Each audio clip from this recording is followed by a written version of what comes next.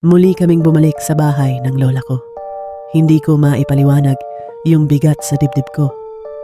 Tahimik lang ang paligid, pero parang may nakatago sa bawat sulok ng bahay. Pagbukas pa lang ng pinto, sinalubong na kami ni lola.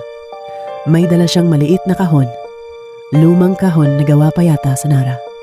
Doon nakalagay ang mga anting-anting, langis at rosaryong itim na parang nagbabad na sa usok ng kandila sa tagal. Kinagabihan, inihanda ulit ni lola ang sala. Inilatag niya ang asin sa bilog. Pinuno ng kandila ang paligid at pinaupo ako sa gitna. Hawak niya ang rosaryong itim habang bumubulong ng orasyon. Sa simula, mahinahon ang paligid. Pero nang magsimula na siya, biglang lumamig ang hangin. Ang mga kandila, isa-isang pumupugto. Hanggang sa tanging mga bulong na lang ni lola ang naririnig.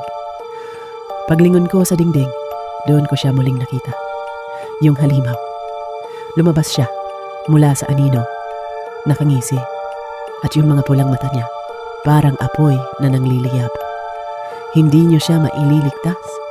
Bulong nito, garalgal, habang dahan-dahang umikot sa paligid ng bilog. Sa bawat hakbang niya, naririnig ko ang sahig na parang nababasag.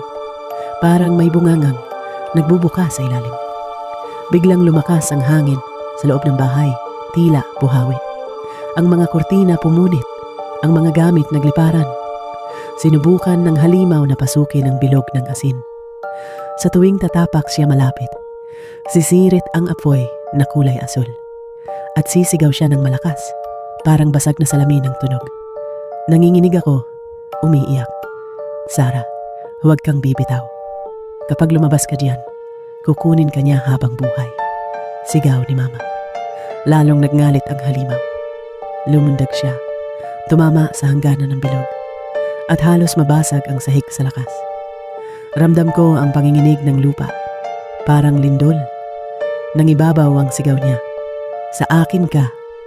Doon ko na naramdaman yung malamig na kamay niya na parang humahawak sa leeg ko kahit hindi siya makapasok. Para akong hinihigop palabas ng bilog.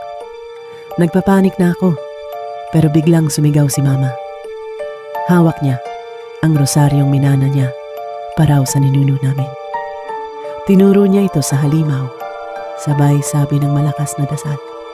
Sa bawat salita, parang nagkakabasag-basag yung katawan ng halimaw. Pero hindi pa rin siya tuluyang nawawala. Lalo lang siyang nagngalit. Mabilis siyang umikot sa paligid